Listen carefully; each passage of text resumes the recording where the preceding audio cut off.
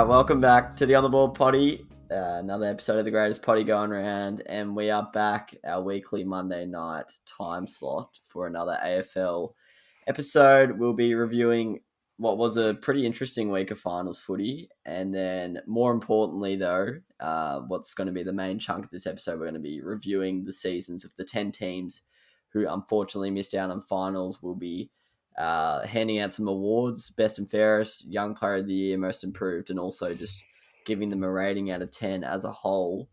But before we get into that, I'll introduce the boys to you. Rowie, how are you, mate? I'm all right, mate. It's good viewing on the weekend. Just pumped for next week now. Just got to wait till Friday. So, yeah, going all right.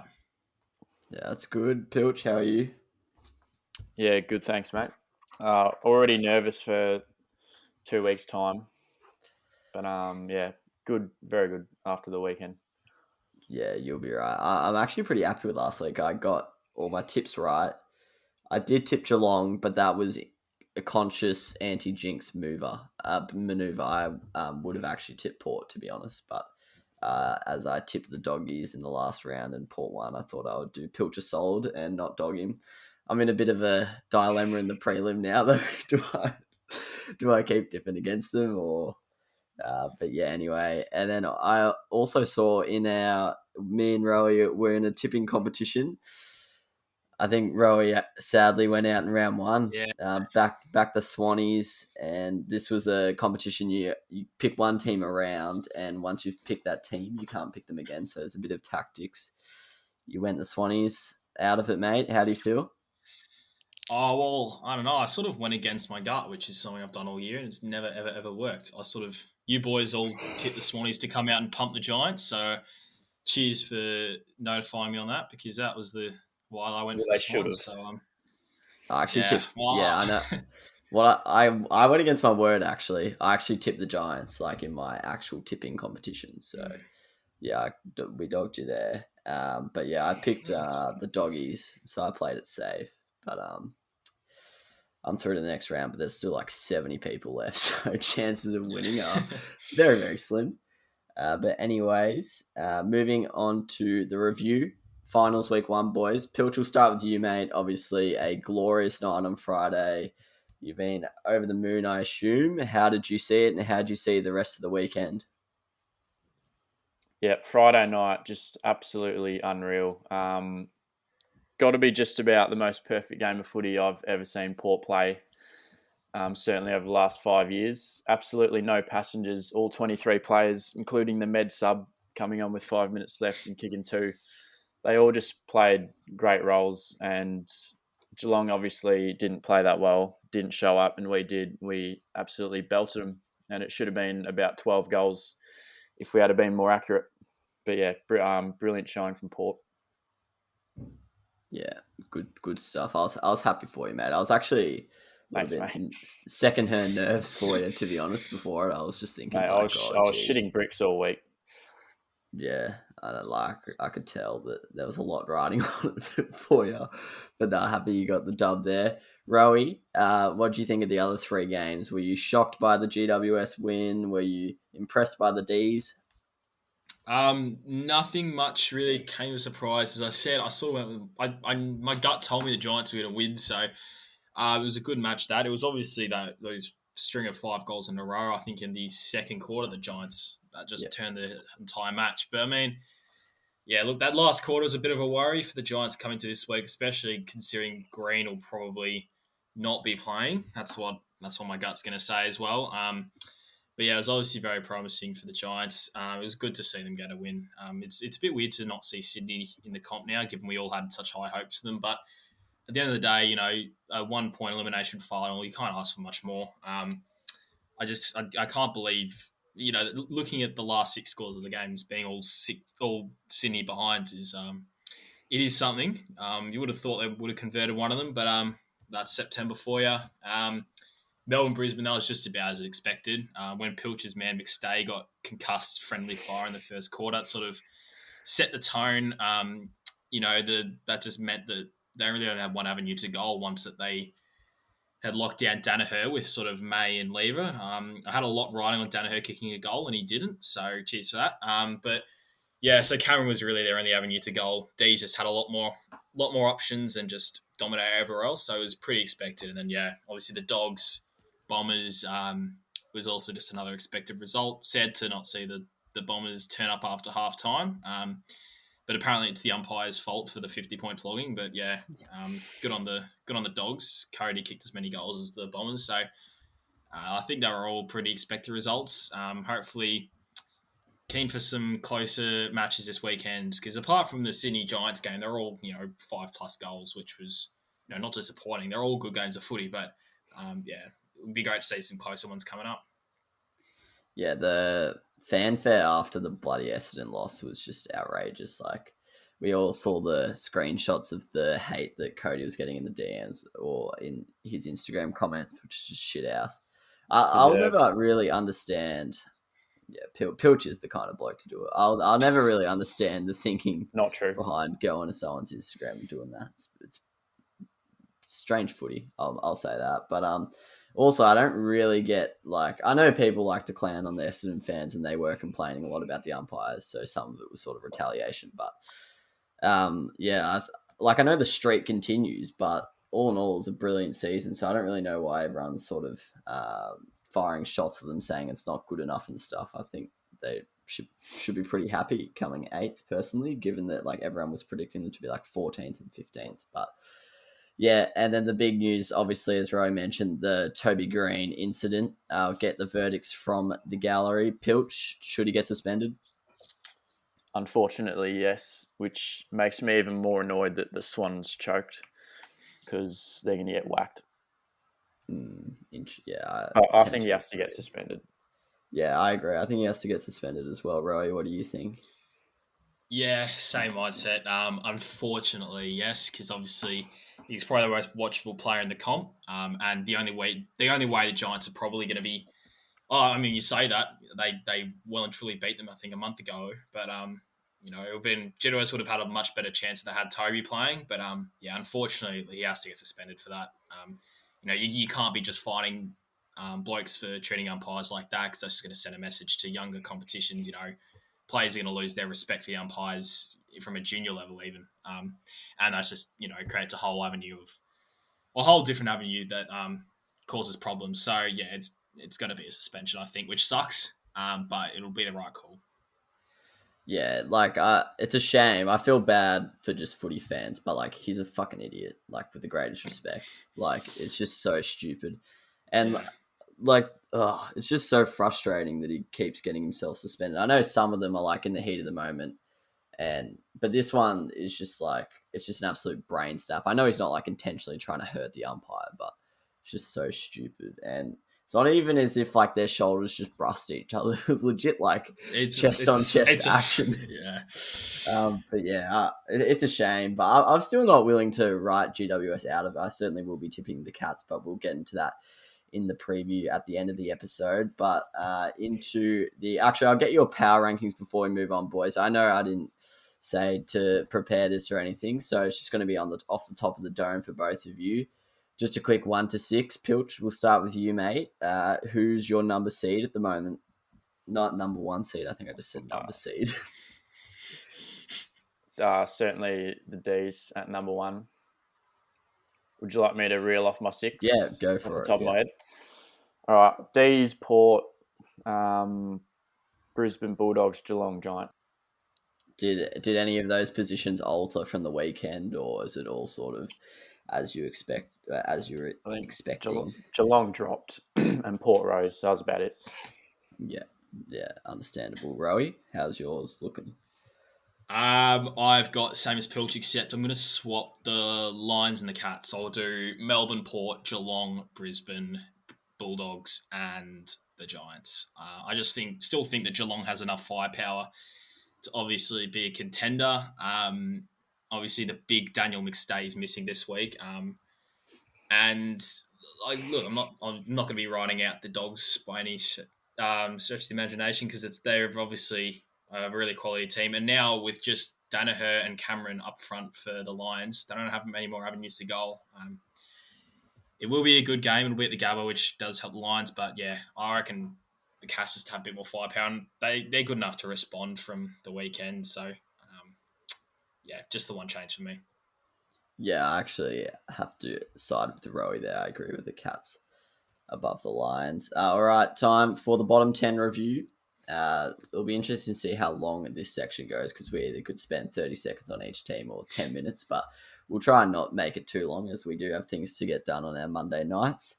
So we'll go from 18th down to 9th. So starting with the Kangaroos. Rowie, I'll start with you, mate. What did you make of their season and who are your award winners? Yeah, we'll try and keep this obviously quick, but everyone sort of set out for them to fail. And their first half of the year wasn't blinding. We'll keep it at that. But obviously their run home was really, really promising. They unearthed a lot of talent. And if you consider the season as a whole, I think Kangaroo fans will be pretty happy with it. We can leave what happened in the first half of the year just in the past because I think that was as bad as it was gonna get. And hopefully, for the careers of this club, the players for this club, they probably won't see darker days than that. So it was really good to finish off the way they did because they were really competitive in a lot of games and provided some really good viewings. So B and F for me, there was actually a few to pick from here. In the middle, one guy that was really consistent all year was Jai Simpkins, so I'll probably have to go with him. He didn't actually, he wasn't my first thought, but after I looked through a few of the stats and everything, he was really consistent in there and probably didn't get a lot of light shown on him. I think a lot of it was more other ends of the ground. But for that reason, I'm going to go Simpkin. I think it was really solid for them. Most improved was my man, Aaron Hall. Brody hates this man, but I think he's one of the best kicks in the comp. I didn't actually realize he's 30. He's a lot older than I thought he was. So it's a bit odd giving a most improved to a 30-year-old. But he's obviously an absolute gun of a halfback in the competition now. He's obviously quick, attacks the ball well, moves up the ground, and absolutely delivers it to players on a platter. So definitely got to give it on to Aaron Hall. He's always had the talent, but couldn't quite find the right position for him or get the consistency. Best young player, this was tough. I was talking before the potty with these boys who we have in a few of the segments here, and this one was actually a four-way tie between Taran, LDU, Big Suv, and Zerha. Probably it's very hard to narrow this one down, but I reckon based on potential and everything else, I'm going to give this to Taran. I just think he's got so many strings to his bow, such an attackive, dynamic midfielder. He could be anything, so I'm going to land on him. Yeah, and a rating as well. I think we're doing a rating quickly. Yep. Given expectations, I'll give them a 6.5. They still obviously got the wooden spoon. Still, I think they're first in their history. But the second half of the year was enough to definitely lift that rating a lot more than it would have been at the start of the year. I'll give them a 6.5, given they've got a lot of young talent coming through. Yeah, and just to clear up, we are doing our rating out of 10s based on expectations. So, 5 is if they performed exactly what we expected, and then above 5 is, better, below 5 is worse. So, if, the team coming last gets a 6.5, don't be like, well, then everyone else has to get above a 6.5. That's not how we're going to operate. And also, the young player, we just sort of stipulated anything from 1998 or younger will get the job done. Pilch, how do you see the Kangaroo season, mate? Yep. So as we've said, expectation was wooden spoon. I think after round 3 or 4, there was a market on Sportsbet saying Kangaroos 0 wins, and it was paying about $2.50. So all that in mind, I actually think they had a very impressive season, and that the fans have a lot to look forward to for next season. As Rowie said, loads of young talent that all improved this year. So I think there's definitely good signs ahead for them. In terms of MVP, I've actually gone Cunnington. Only played, I think, 15 out of the 22 games. But those games that he did play, as Cork knows, as a Supercoach owner, he was absolutely unreal. Probably a career best season for the great man. And then I've given Young Player of the Year and Most Improved to Taran Thomas. I think he's very underrated now. He, in the latter half of the season, really broke out, and he's pretty much an elite, half forward type player now. So, yeah. And then rating, I've gone 6 out of 10. Might actually be quite stiff, but they did win the wooden spoon. So, just quietly as well, at the start of the year, they were saying, is this going to be the worst team ever to be in an Yeah, AFL season? I think at the end of the season, they were saying, is this the best 18th place team that we've ever seen? So the tables turned very quickly for the Kangas, but yeah. I think the Yeah, Gold Coast 8-year stretch are the 8 worst teams. yeah, it Fair wasn't call. great.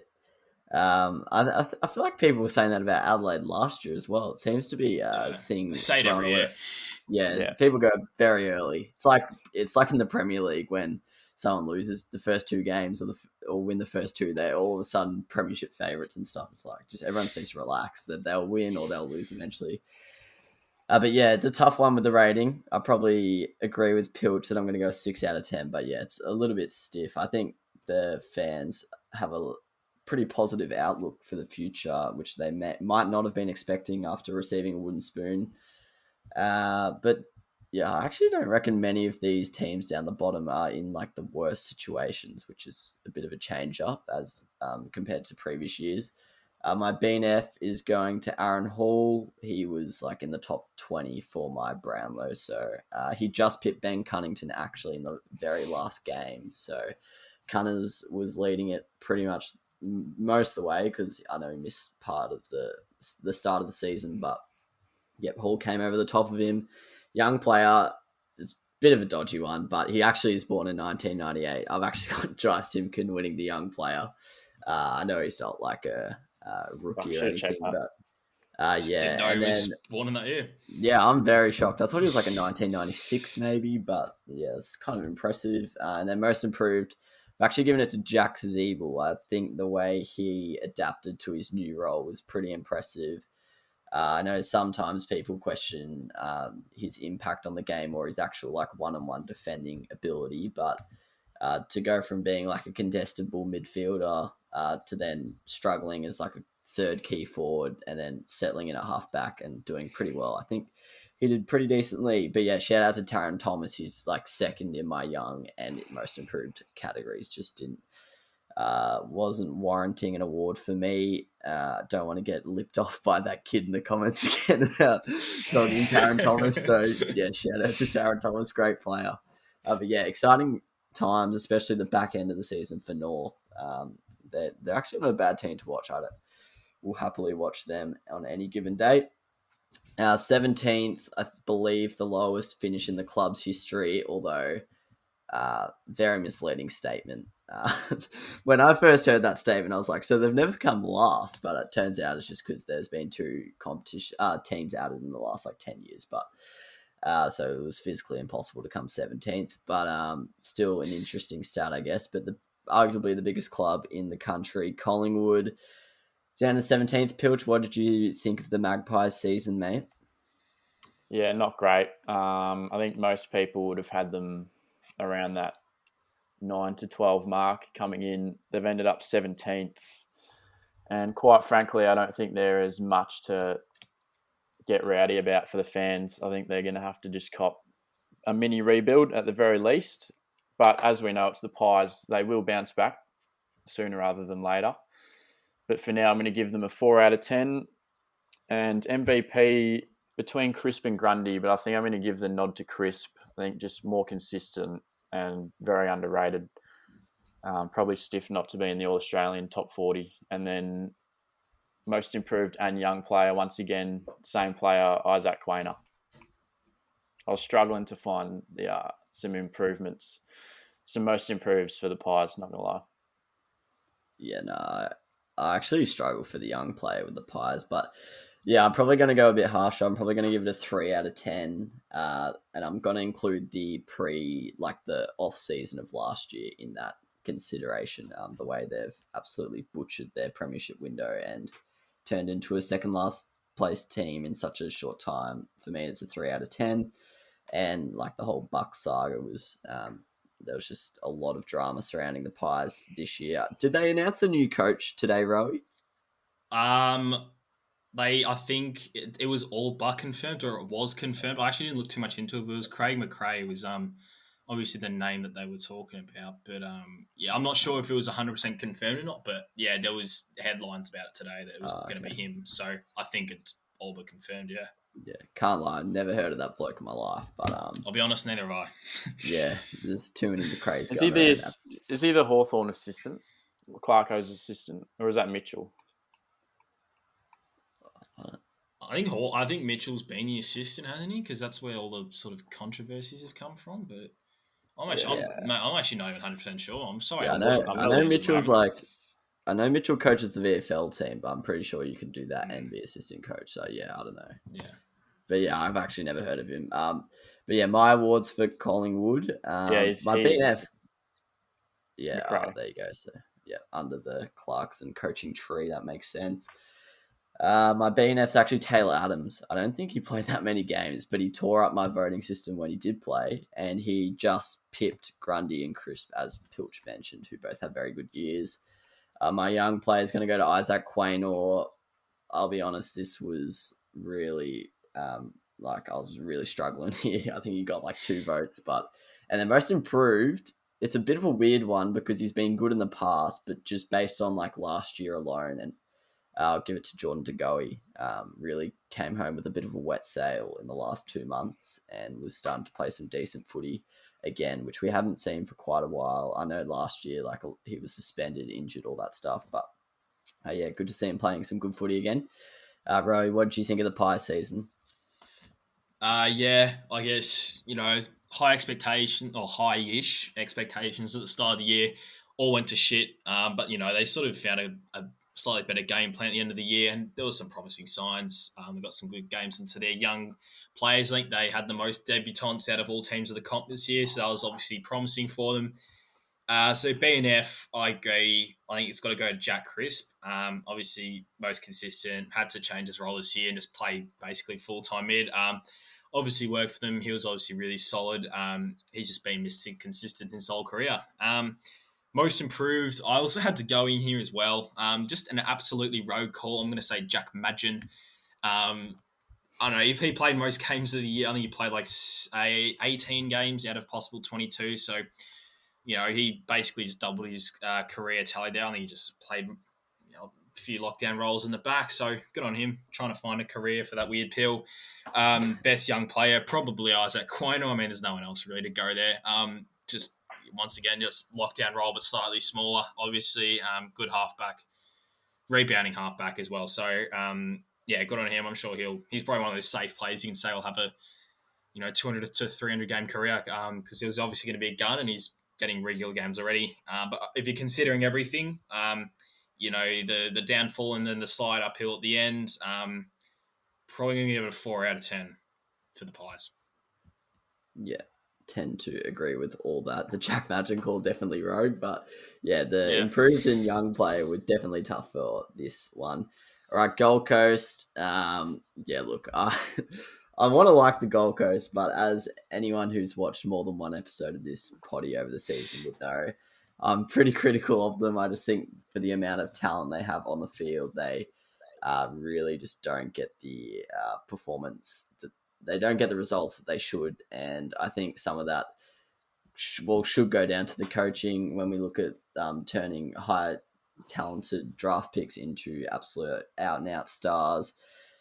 So for me, should go over the off season, but I kind of understand if they don't because I was obviously watched that Amazon documentary over the summer, and he seemed like he had a really good connection with all the players and all that sort of stuff. So there might be more to him than just like a tactical coach, but yeah, for me, them coming 16th with that list is just not good enough. I know a lot of the scrutiny has gone to the Carlton coaching position and their underperformance, but I'd actually argue Gold Coast is a bigger underperformer if we just look list for list personally. So yeah, not a good season.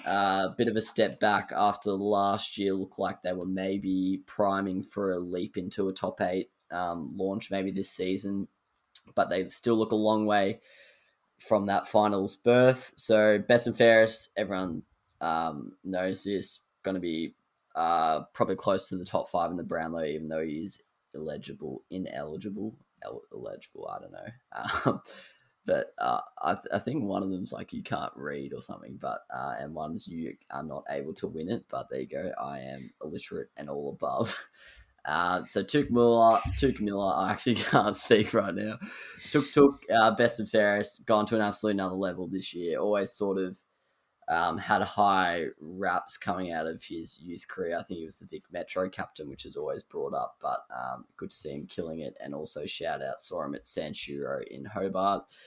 Jack Lukosius, Young Player of the Year, really starting to find his straps in the competition. Struggled early on, and he's now starting to kill it. Absolute meter eater. Part of my algorithm is meters gained, and he is legit in the top 3 in every single Gold Coast game. I think once last year he got over 1,000 meters gained for the match. So yeah, he's an absolute beast in that area. And then most improved, I've given it to Will Powell. I'm pretty sure he's also young enough to win the best young player, but for me, hardly heard of him last year, and now I had him.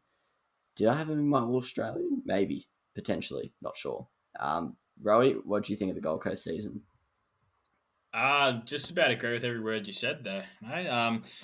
Every year it's turning into Groundhog Day for the Suns every year. So yeah, it's they get a lot of young talent, can't win big games, can't really run out full games.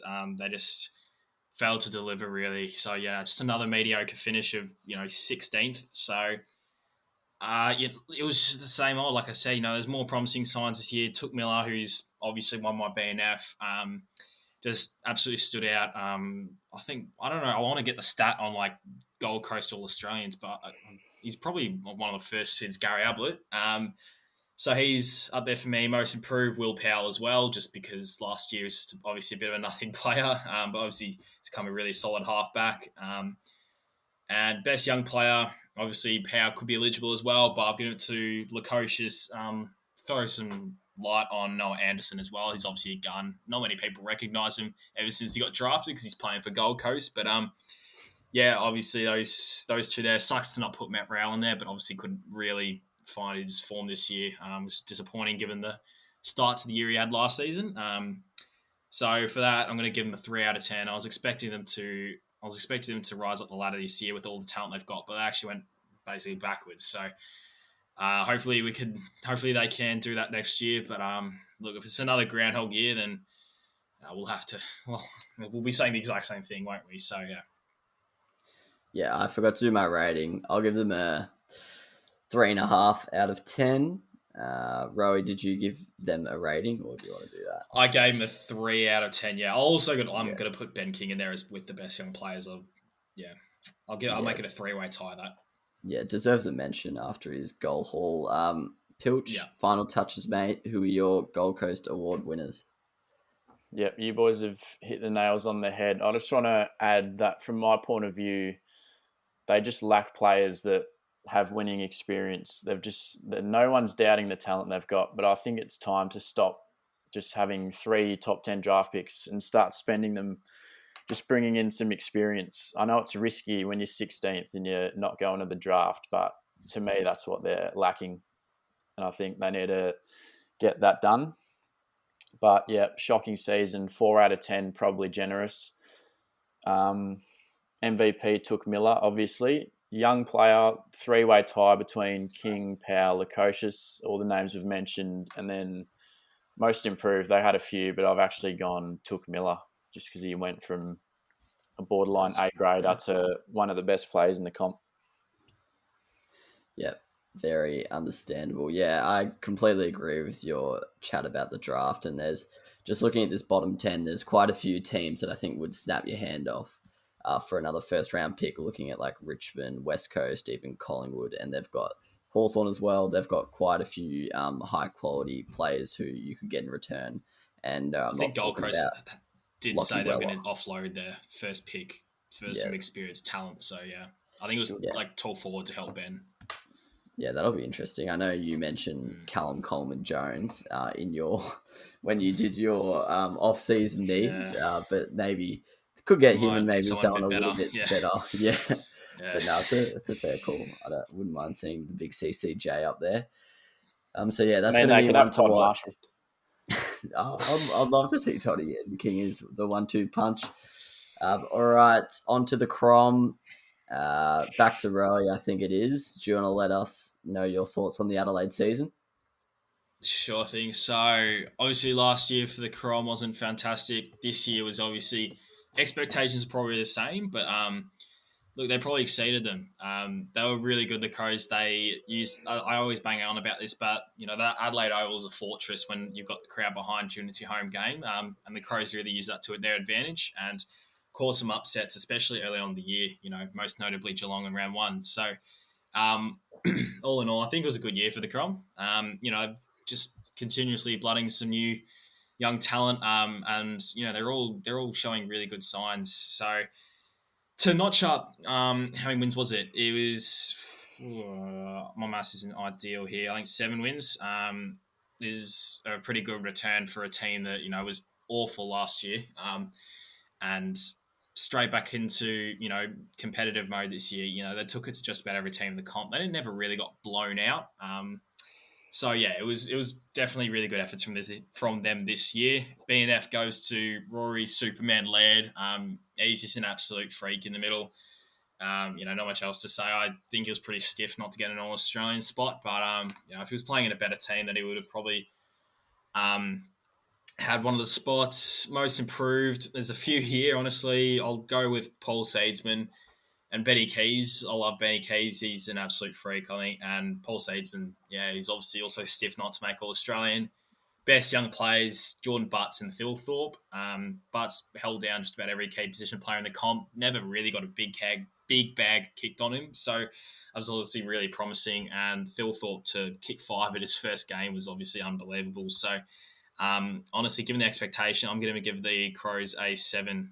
They were obviously going to be. I know they still finished like 16th or 15th, sorry. But yeah, look, even the season they were expected to have, coming out with 7 wins and it was more so being competitive with just about every team, I think was awesome from them. Yeah, tend to agree with everything you've said there. Pilch, what do you make of the crosstown rivals season, mate? Yep, Rowie put it exceptionally. Very similar review to North Melbourne. Definitely exceeded expectations and a lot to be excited about next season. And I'm actually a really big fan of Matthew Nix. I think he's a great coach and I can see them, pushing for top 8 over the next couple of years again. So well done to the Crom. And all my players were the same. Laird, MVP, Jordan Butts, best young player, and Ben Keys, most improved. And then rating 6 out of 10. Yeah, I'm going to go a 6 out of 10 as well. I actually have 3 completely different award winners. That's the beauty of the algorithm. But yeah, I've got Ben Keys winning the BNF. He actually finished above Ollie Wines in my Brownlow, which is not sure what that's saying, but it's saying something weird. Sam Berry, best young player, never really lit it up in any game. Really good tackler and hates kicking the ball, but yeah, he's not bad. Decent inside player. Loves the first quarter. Yeah, he loves a 6 handball first quarter for sure. And then most improved, obviously shit bloke, but Tex. He was arguably one of the worst players in the comp last year and made my All Australian team. So fair to say improved. All right, moving on to the mighty Hawks. I was going to say beloved Hawks from Pilch again, but I won't do that to him this week. I hate the Hawks. Pilch, yeah, I know. That's why I pulled out. But Pilch, what did you make of the Hawks season? Yeah, just kidding. I don't hate the Hawks anymore because they're bad now. But once again, actually a positive season. I think I actually tipped them to win the Wooden Spoon over North Melbourne. So they've clearly surpassed that. And especially toward the end of the year, some big scalps, probably more due to the fact that Clarko was leaving. So they started, I don't know, playing like Essendon in 2012. But MVP, Tom Mitchell, and then best young player, Dylan Moore, extremely underrated. I'd take him over Tom Papley, and Tom Papley made the All-Australian team. So there you go. And I've got Moore for most improved as well, and a 6 out of 10 for the rating. Yeah. Shout out to Dylan Moore. He actually does commerce at Monash because the exam rooms are set up in alphabetical order, and my mate, his last name is Morris, so Moore would always be between me and him. Obviously, a couple of people in between, but yeah, so we know him well, fair to say. But yeah, Hawks, decent year. I know Curtis loves bragging on about it, but they do have a very exciting back six. Still not convinced that any of them are actually defenders or can defend, but they are good at going forward and is a good launching pad. Seems like Mitch Lewis is a pretty decent tall forward. They've got good like Ruckcraft with Ned Reeves and the Segler. Not sure if the Segler is leaving, but pretty much every Big Dick. ruckman they put in did well. Big Dick Segler. What isn't it? Big Dick McAvoy? Oh, I don't know. They've No, all it's got Big big Ben dicks. Let's McAvoy. figure it out. Oh Big yeah, Dick. Big It's Ben. Big Dick Segler. Yeah, fair enough. But my BNF is actually going to go to not the forgotten man of the AFL competition, but Jager O'Meara. I actually think had a really good year. Yeah, for some reason he polled a lot better than Tom Mitchell for me, which I was surprised at. But fair play to Jager, young player. This guy could have played 3 games. I have no idea, but he's picked up 7 votes. So Will Day, obviously a gun young player. So I don't think anyone's gonna like say he doesn't deserve to be of that caliber. But obviously CJ and who did Pilch just say? Completely forgotten. Dylan Moore. Oh yeah, Dylan Moore probably deserve it more. But yeah, see, I gave CJ my most improved, even though we hadn't really seen much of him before this year. No one was really expecting him to come out and tear it up like he did. So fair play. And I'll give them a 6.5 out of 10. Shout out to Scrim. Rowie, what did you make of the Hawk season? Yeah, obviously expectations weren't that high this year, but they were just the worst team to tip the Hawks. The week where you thought, sure, they can't win this, they come out and pump them by like 5 goals, and then you finally decide to tip them, and then they play worse than the Crom last year. So they were a nightmare to tip, but I guess it always made games interesting. So BNF got to give it to Tidge. I brought him in for danger straight swap week 1 of Supercoach, and he was a nightmare for about 2 months. But then he finally started coming good and started becoming a player everyone wanted. So all in all, I don't hate him anymore. So yeah, BNF's got to go to him. Doesn't take much to probably win the best and fairest of Hawks. So a few 40 disposal games, he can have it. Most improved, I actually think I won't drop Dylan Moore's pants, unlike these two. So I'll give it to Blake Hardwick. I think he had a solid year for the Hawks. Obviously stood up with a team that probably needed a few blokes to step up. Going through a little bit of a mini rebuild. So he was really solid for them down back, providing a bit of leadership as well, I think. So good on him there. Best young player. Obviously, I'll throw Dylan Moore's name in there. Obviously, really good pressure forward there. Racks up a lot of stats. I'll give it a 3-way tie as well to, I think, 3 halfbacks. So Scrimmer, CJ, and Lockie Bramble as well showed a lot of promise at the end of the season. So good on him. And I guess you could throw Will Dane there as a 4th halfback. And then, I'll give him 6.5 as well, just because, they had some really promising wins this year, the Hawks, especially towards the latter half of the year, and only just fell behind Carlton on like 3%. So, Carlton, they could have finished higher than Carlton. If you said at the start of the year, then, you would have been dreaming. So, I'll give him 6.5. Yeah, completely agree. They've actually got too many halfbacks. Like, we were trying to explain this to Curtis that it just isn't going to fit. But I actually have no idea what they're going to do next year because, like, everyone you just mentioned, Roy, and then throw in Jarman Impey when he returns from injury. Like, it's actually, I have no idea what they're going to do. But I guess you'd rather have that than have no one. All right, moving on to the Blues. that would be stiff. That would be stiff. All right, Carlton. Another tough year for Carlton fans. I will say, I think I said this halfway through the year, but I actually think the Carlton list going into the season was a bit overrated. I just think you look at the teams who made the finals, and I know they've all had a good season under the belt, so it's easier to say it now with hindsight, but I actually still think the list on paper is not as good as those teams. So, yeah, it's really hard because they've supposedly completed their rebuild. Well, that's what they thought anyway, and they are still not even far off teams who aren't even finished bottoming out yet. So,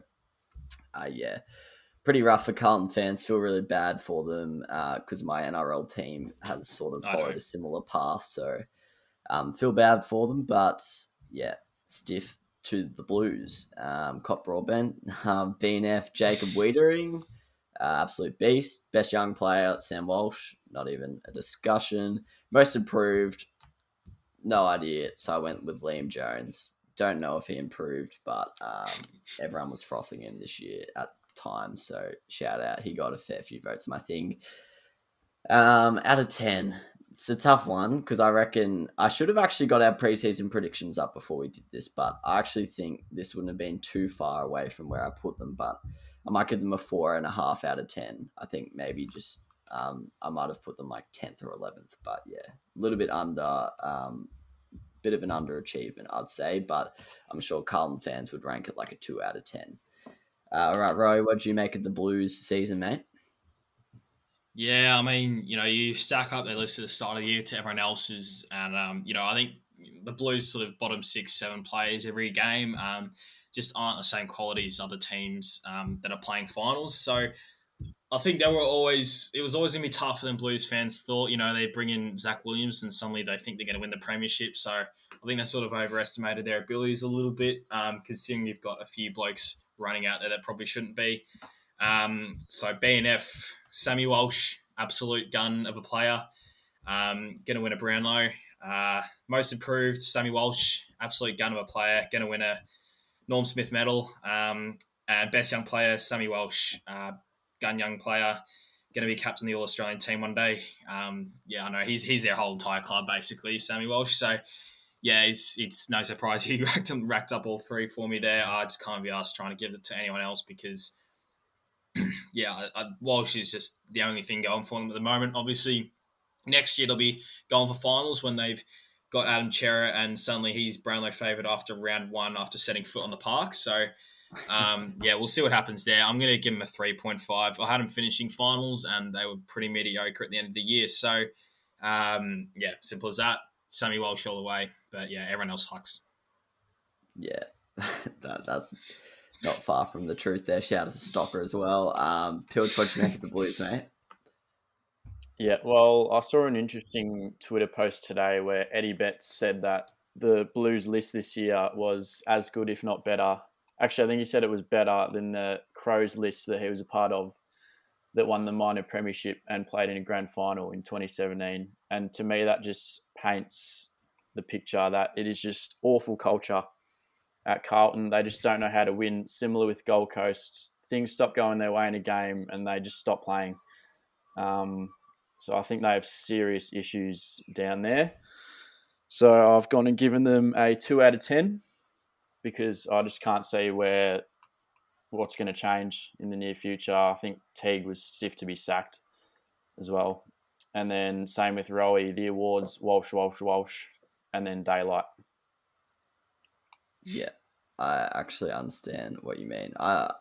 Pretty surprised by Eddie Betts' comments. I'm not sure if I agree. I do have to say that Adelaide team did overperform what it looked like on paper when you had the likes of Riley Knight terrorising Joel Selwood and stuff. But it's not positive for Carlton. Like you look at this list, Adelaide, Hawthorn, pretty exciting back ends of the and North, exciting at times this year. Look like they could launch next year. Then there's like the likes of Richmond, St Kilda, West Coast all had down years compared to last year. They might bounce back, and then it's sort of like where does Carlton fit in that mix? And it's not good reading for Carlton fans. So shout out to those listening at home. Richmond, Rowie, we'll let you lead this one off, mate. This was awesome to see the Tigers finish as low as they did. It was just going to be another year of chucking Richmond up there, assuming they're going to win the premiership. It was basically just a competition for runner-up. But it was awesome to see them finally fall. They're just one of my most hated teams ever. Nothing more to say. It was just, finishing 12th was just a blessing for the whole comp. Everyone can now get on with their lives. So BNF, it was actually announced the other night, so I'll just give it to the guy who won it, Dylan Grimes. Absolute flop. But I'll let him have it. Most improved. This one was tough because no one really improved. But I think Liam Baker stood up when it mattered. When a lot of players were down and injured, he sort of, kept on performing consistently.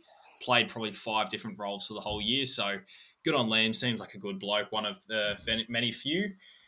Best young player, probably Shea Bolton. We've obviously seen what he can do. I think he made the 22, best young 22. Much deserved, even though absolute nightmare in the end of the season for Supercoach. But that being said, he's an absolute freak. He'll be an absolute freak for them in the future. Hopefully playing that Dusty role, having 20 vital ones and kicking 3. So good on him. But all in all, against, if you're comparing it to expectations, I'll give him like a 2 out of 10. But like, it's not a like, oh my God, what the hell happened 2 out of 10. It's more like they copped a lot of injuries. Their time was coming. Lots of their players starting to get old. So I think, you could have seen this coming, I guess, come second half of the year. Obviously, none of us really did. We didn't want to buy into what's happened just about every year when they've dropped a few and everyone starts doubting them. But yeah, end of the season, fair enough. But if you're stacking up against what I set at the start of the year, which was why I said I thought they were going to finish first, got to give them a 2 out of 10. Yeah, completely agree with you there. Pilch, also not fond of the Tigers, mate. How do you think they went in 2021? Surprised you didn't call them my beloved Tigers there, mate. But yeah, they fell off an absolute cliff. Happens in every sport. Unless your name's Novak Djokovic, you just don't keep winning. Whether it's motivation, whatever, just always happens, and it's happened to them. Thank God. So 1 out of 10, given they were flag favourites going into the year. And then I've got Jaden Short as the BNF. I know Dylan Grimes has already been given it, but I think he was quite stiff to not even feature in the top 3. One of the more consistent halfbacks in the league. And then Shai Bolton, best young player. And then most improved. Slim pickings here, but I've actually given it to Matthew Parker for revitalising his career, coming in and playing some genuine decent games for them when they had a lot of injuries. So good on him. Yeah, fair enough. MP 400. I have to agree with you there. I've got Jaden Short, best and fairest. Anyone who knows the algorithm knows that it gets on its knees for a halfback. It also gets on its knees for Jack Graham, who I believe came second in their BNF. So he's my best young player, born in 1998, I'm pretty sure. And most improved, I've given it to the 3 question marks that currently sit in the Excel cell. So Note one. I'm not giving that one out. Stiff, I think I don't like. I was down on like the people on one vote, and then I'm like, no, I'm not giving this out. They don't deserve it. So yeah, sorry, Richmond fans. Don't mean to rub it in after a bad year, but no one improved. So I'm sure they'll survive, mate.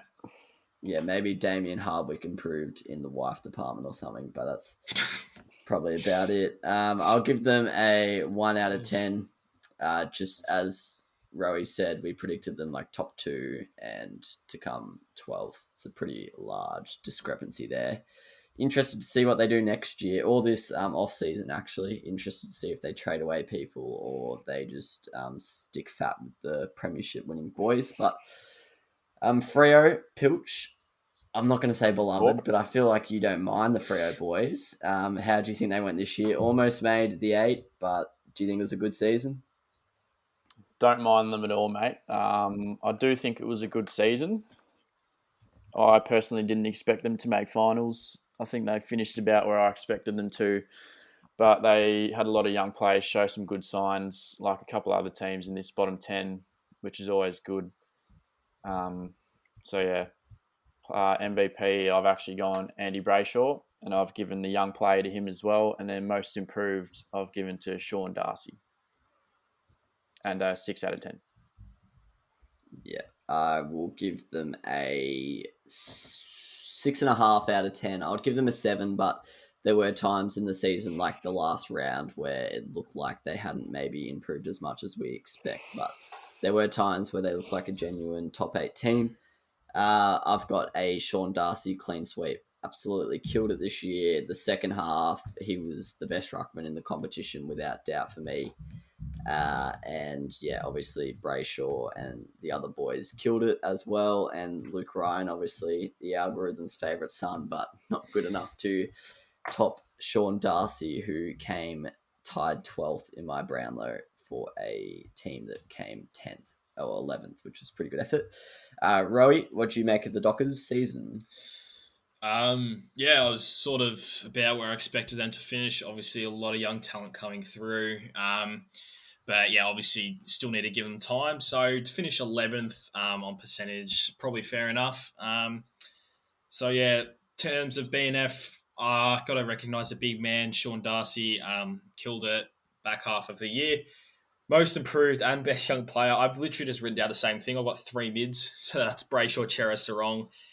They can all fit into those categories because they're all obviously weapons. They're all obviously improved a lot this year, and they're all obviously really young. So good on them for taking the competition by storm. And just finishing off really strong. So, unfortunately, yeah, I mean, they had some down games, the Dockers. They had games where they just didn't look competitive whatsoever. But then obviously they had games where they won without five for Walters, most notably the Derby. So, solid for them. Finished just where I expected them to. So, I'm going to give them a 5 out of 10. Yeah, fair footy. I actually felt really weird saying the Dockers then. I feel like no one says the Dockers, but that is actually their name. The Dockers. The only ship that doesn't dock in Fremantle as the premiership is the old gag. But yeah, fair play to Chera leaving, but I really hope the rest of the boys don't leave. Because I know WA is like, it's not like the Gold Coast, but it's hard to build. It's hard for a lot of these interstate teams to build like a good young core of players and not see them all leave. But hopefully they all stay because they've worked hard and deserve some future success. All right, Rowie, your time, mates, finished in 10th after a surprise top 8 appearance last year, back out of finals, unfortunately. But as a Saints fan, how do you see the season? Yeah, well, this year it was all about which was going to be the real St Kilda. Was it the mediocre one or was it the top 8 one? But yeah, it was the mediocre one. I think I ended up having them finish either like 4th or 5th at the start of the year. So, I mean, yeah, it was a very, very ugly start and middle half. We finished off all right, probably in like just top 8 form, like, around 7th to 8th form. But, that being said, disappointing majority of the year. So, yeah, look, just trying to attack it next year, but it was a very deflating year for us Saints fans. Just hate the club a lot of the time. So BNF though, got to go to a man that definitely don't hate. Very much the opposite, Jack Steele. Would do everything for this man. He's an absolute weapon. He's accumulated the most, I believe, MVP votes in the last 2 years. So Mr. Consistent still somehow didn't manage to find his way onto an All-Australian field both of those years. So keep that in mind, All-Australian selection panel.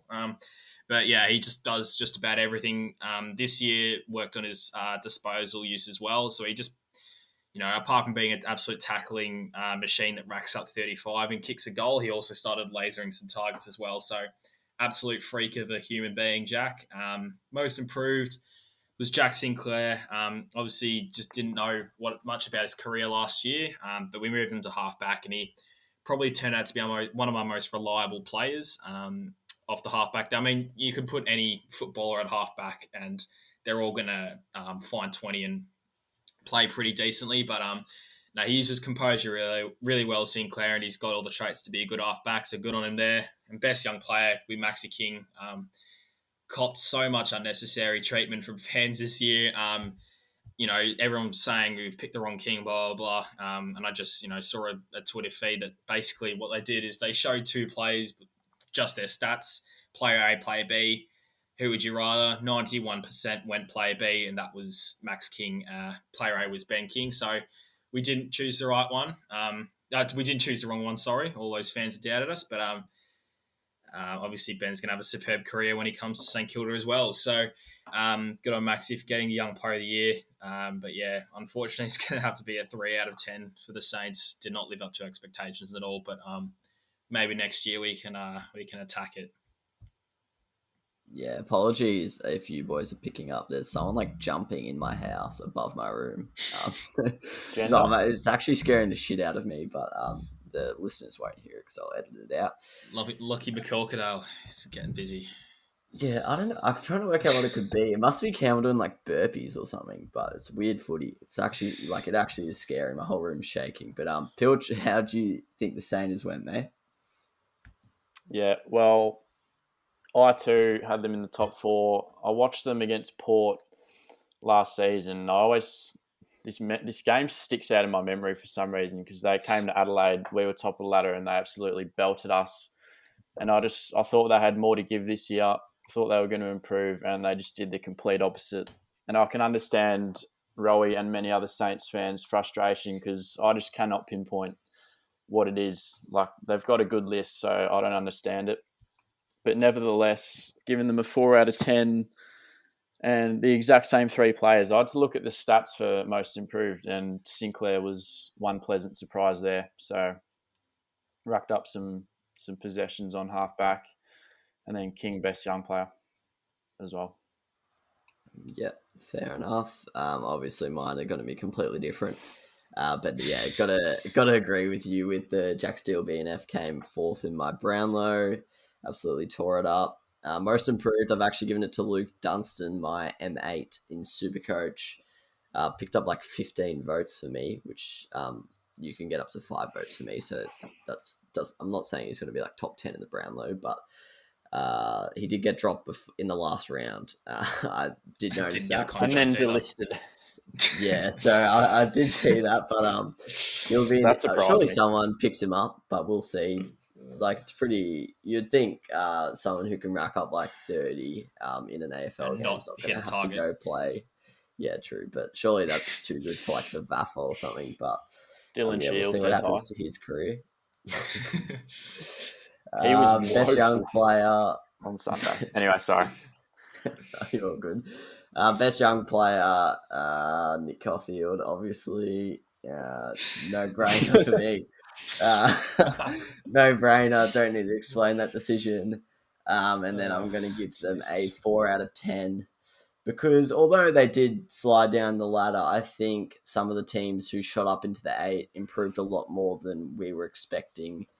And you could sort of forgive them for finishing below the likes of Sydney, for example. So, yeah, hopefully brighter pastures are ahead for you, Rosef. And then into your claim to fame this year, Rowie. West Coast, the final team who missed out on finals, you backed them in to miss it, and they did. Not a good year for them. Really confused where they are right now in terms of whether they're rebuilding, whether they're just going to jump back into the 8 next year. Actually, I'm pretty confused. As Pilch said off air, like they're sort of a team that I don't even really know what happened to them this year. Didn't really take notice, but fair play to them. Missed out on finals. They actually almost made it, which shocked me, but fair enough. I'll give them a 3 out of 10 just because I don't like them. Nick Nat, best and fairest. I picked him as my All-Australian ruckman. He came 6th in my Brownlow, which is pretty fucked from a ruckman. And then young player and most improved, I gave it to Josh Rotham because they don't have any young players and they don't really have anyone who improves. So he's a player who's not really been given many opportunities before this year. He's been decent in the glimpses before this year, but came in with some injuries and stuff and really nailed down a spot. So, yeah, pretty good player, Josh Rotham. Pilch, what do you make of your... I'm not sure what the opposite of beloved is. It like loathed or something? West Coast Eagles. I know you hate them.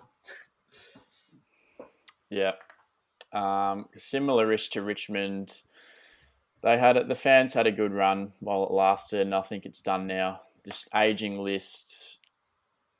I don't even know what to say, apart from I would love to watch that team play without Nick Nat Nui just getting crommed by 80 at Optus Stadium by the Crom 0-22. But anyway, hope to see them win the Wooden Spoon next season. But MVP Nick Nat, and then Josh Rotham can take out most improved and young player of the year, and I've given them a 4 out of 10. And actually, I'm changing that to a 2. Yeah, shout out to all West Coast Eagle fans watching at home. Yeah, Nick Nat's absolutely cooked. Like in the last game against Brisbane, I think he had like 12 clearances or something and 20 hit outs to advantage. He was just catching it out of the ruck and just steaming 30 metres and sending it down. He's a beast. Rowie, thoughts on the Eagles, mate? Yeah, as I've well documented throughout the year, I've predicted the downfall. Many call me crazy.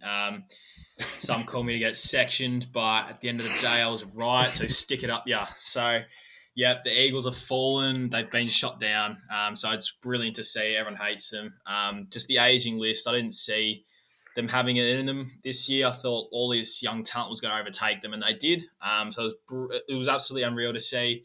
BNF though, Nick Nat, obviously freak of the comp, arguably one of the best ruckmen in there. Most improved, no one, but I'll give it to Josh Rotham just because he played a few games. Good on him. But you can stick anyone on a half back and they'll be all right. As I said, best young player. I mean, this guy has so much talent and he started off the season on fire, but they moved him around a bit and just killed him. But Oscar Allen can be anything if he plays in the right position. But, if you play for West Coast and you're a young player, start looking into some TAFE courses. I'll give them a 3 out of 10 as well because obviously the quality in their list, they missed out big time. I did predict it, but, 3 out of 10 West Coast, goodbye. Yeah, you're actually not wrong. They better compensate. They better compensate Liam Duggan. They've ruined that man's career. Could have been a star, but now he's just a 6 disposal winger or something. He doesn't even play a position. He just stands there and just doesn't get the ball. yeah. Mine's grass. Poor Liam Duggan. Could be a Jet. Yeah. Gold Coast, go pick him up. Then. No. Judging by that explanation. No, he's a wet mate. The one game they gave him a sniff in like round 6. Yeah. Man had like 35 or something. I do tore it recall up. that. Yeah, because he was in my Supercoach team and it was the worst pickup ever. But that moves us into a finals week 2 preview. Pilch, I'll get you to talk us through the games, mate. Who are your picks in both head-to-head? And then I'll get up the lines and we'll do our line tipping. All right, so I believe Friday night is Geelong versus GWS. I think Toby Green is all but rubbed out for this one. I'm still pissed off that the Swannies lost that. Like, I was genuinely annoyed. They absolutely belted them in the fourth quarter. Should have won by 4 goals. But anyway, they've only got themselves to blame, missing set shots from 10 metres out. I think James Bell missed one from 3 metres out. So, assassinate him if you're a Sydney fan. Anyway, I'm meant to be talking about the Giants and Geelong. Yeah, I think Geelong will bounce back. They're too talented.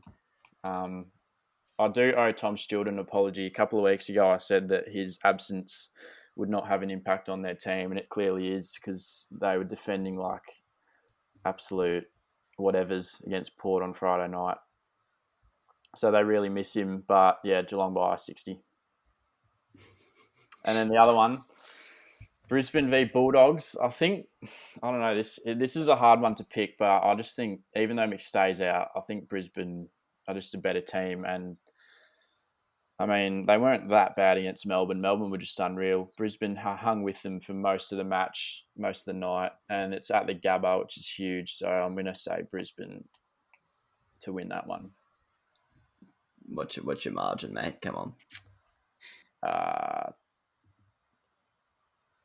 7. Oh, the line was 8.5. You're taking doggy to the line, mate. Oh, no. You about the 70. 2 goals. Close. All right, so you've taken the Cats and Brizzy at the line. Right, Rowie, what do you think, mate? I'll let you know the lines. Geelong GWS is 14.5 and Brisbane Dogs is 8.5. Yeah, I think for the Cats and the Giants. Did Toby Green play in that Giants win against the Cats? I'm actually can't remember. I'm looking at it now. He did. He did, and he kicked 4. Okay, well there you go. So, not 100% sure how they're going to go without him. I'm going to back the Cats. I think they'll bounce back well. They've just got the talent, and I just can't see them not bouncing back. But you never know. I'll be well and truly 100% barracking for the Giants. How funny would it be to see Cats out in straight sets?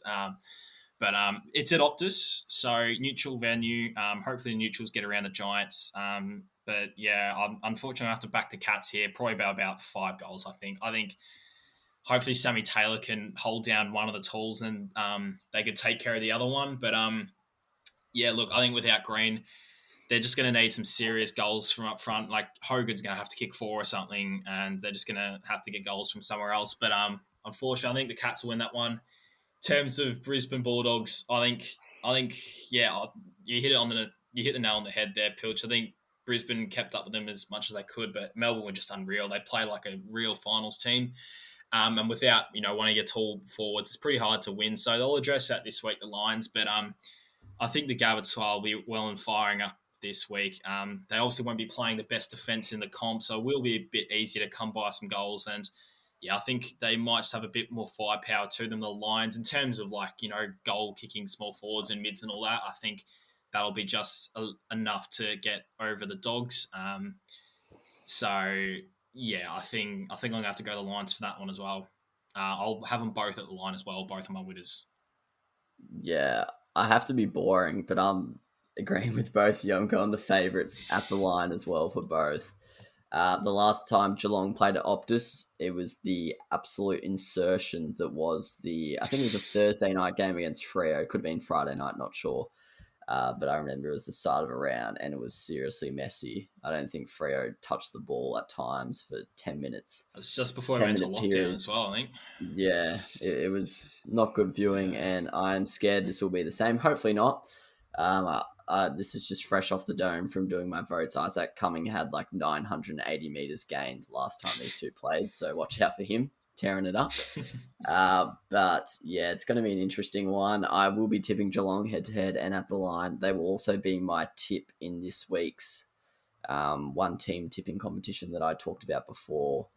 And Brisbane, yeah, if this was at a neutral ground, I would be tempted to back in the Dogs for the upset. I think $2.30 is value, but at the Gabatoir, I think it's probably a 2-goal swing in Brisbane's favour. So yeah, the way it was humming that last round for West Coast, if they can get that sort of atmosphere going again, it's going to be pretty hard for the Doggies, but don't write them off. They're an incredible team once they get going. So, yeah, but that's it for another preview. Actually, I didn't ask this question in between, which I was planning to, so we'll ask it now, just because I'm interested in your opinions.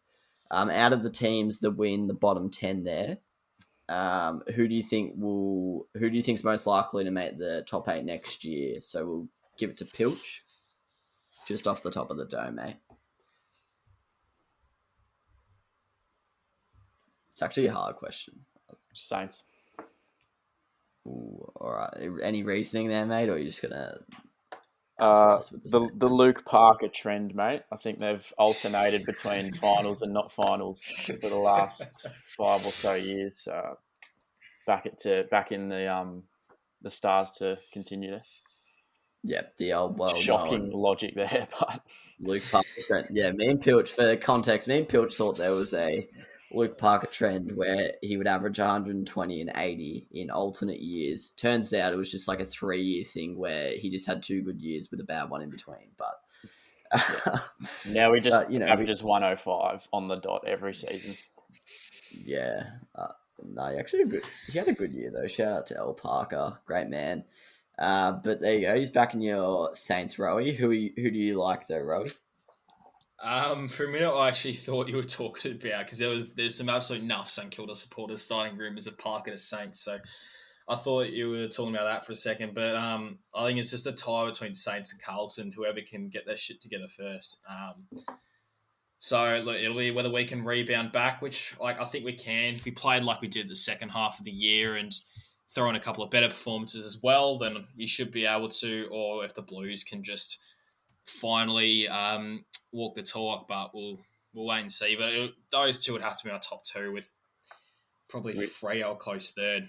I've just remembered Richmond to there, so I'd actually probably put them just because Martin's coming back. Mm. Yeah, Richmond and West like Coast 31 or something, isn't he? I mean, probably. Age isn't really a factor for Dusty, but they're getting old. Yeah, I mean, I hope I'm wrong there. Yeah, Richmond and West Coast, they could be anything. Like, I could easily see them coming in the top 8, or they could legit come like 16th and bottom out. So I don't know. But and then Adelaide and Hawthorn, not saying they're going to be top 8, but Adelaide Keep and your eyes Hawthorn, peeled for I Crom. reckon could be pretty spicy shouts. I reckon they'll produce some upsets next year. But yeah, I've got to go Freo actually. Just think if they iron out the one game every 6 weeks, it's really shit. I think they become a very consistently like 7 out of 10 team that's good enough to make finals. So yeah, I think Freo have a very bright future. And yep, that's my pick. So thanks for joining me, boys, for another episode of the AFL on the Ball potty. We'll be back same time, same place next week, talking about something different. Not sure what we'll be talking about next week. Might be doing our AFL top 100, top 50, top 30, whatever we're going to do. I want to give that idea a crack. I've been thinking about it for a few months now. But before then, enjoy the footy on the weekend. Only 2 games, which is a bit of a shame. But yeah, and it's international break in the soccer. It's just a shit weekend, really. And we're in lockdown. Not much. Oh, no, I won't say that. But yeah, stay safe, everyone. And yeah, sun's out in Melbourne, so life's good. And love yous. Cheers, boys. It's a miracle! Oh, yeah! What about that one? Unbelievable! Balotelli, Aguero! Crowd cheers. Here's Siddle.